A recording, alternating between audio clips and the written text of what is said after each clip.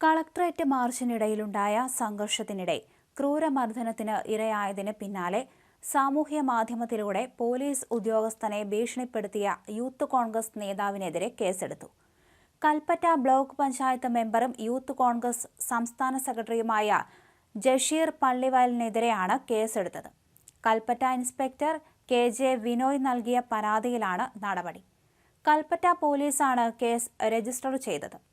ചൂരൽമല പുനരധിവാസം വൈകുന്നെന്ന് ആരോപിച്ച് ശനിയാഴ്ച യൂത്ത് കോൺഗ്രസ് കളക്ടറേറ്റിലേക്ക് നടത്തിയ മാർച്ചിനെ തുടർന്നുണ്ടായ സംഘർഷത്തിൽ ജംഷീറിന് ക്രൂരമായ മർദ്ദനമേറ്റിരുന്നു. ഇതിന് പിന്നാലെയാണ് വിനോയുടെ ചിത്രം ഉൾപ്പെടെയുള്ള ഭീഷണിയെക്കുറിച്ച് ജഷീർ സോഷ്യൽ മീഡിയയിൽ പോസ്റ്റ് ചെയ്തത്. ദൈവം ആയുസ് തന്നിട്ടുണ്ടെങ്കിൽ മോനെ വിനോയ്, നിന്നെ വിടത്തില്ല എന്നാണ് ജഷീർ കുറിച്ചത്. തന്നെ ഭീഷണിപ്പെടുത്തി ഔദ്യോഗിക കൃത്യനിർവഹണം തടസ്സപ്പെടുത്തുക എന്ന ലക്ഷ്യത്തോടെയാണ് സോഷ്യൽ മീഡിയയിൽ കുറിപ്പ് പങ്കുവച്ചതെന്ന് വിനോയ് നൽകിയ പരാതിയിൽ പറയുന്നു.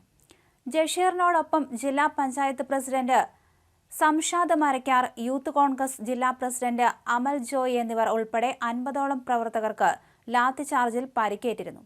തന്റെ പേര് വിളിച്ച് ക്രൂരമായി വളഞ്ഞിട്ട് തല്ലുകയായിരുന്നുവെന്ന് ജഷീർ പ്രതികരിച്ചിരുന്നു.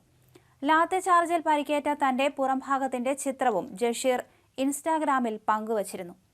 ലാത്തിചാർജിനെതിരെ രൂക്ഷമായി പ്രതികരിച്ച് കോൺഗ്രസും രംഗത്തെത്തിയിരുന്നു. എത്ര തല്ലി ഒതുക്കാൻ നോക്കിയാലും വയനാട്ടിലെ വലിയ ദുരന്തത്തെ അതിജീവിച്ചവർക്ക് സർക്കാരുകൾ മറ്റൊരു ദുരന്തമായി മാറിയാൽ അത് ചോദ്യം ചെയ്യുമെന്ന് പാലക്കാട് നിയുക്ത MLA രാഹുൽ മാങ്കൂട്ടത്തിൽ പ്രതികരിച്ചിരുന്നു.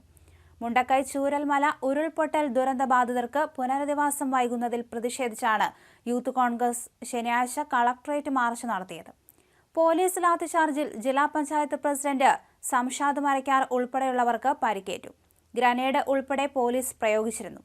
യൂത്ത് കോൺഗ്രസ് ജില്ലാ പ്രസിഡന്റും ജില്ലാ പഞ്ചായത്ത് മെമ്പറുമായ അമൽ ജോയ്, ജഷീർ എന്നിവരെയാണ് പോലീസ് വളഞ്ഞിട്ട് മർദ്ദിച്ചത്.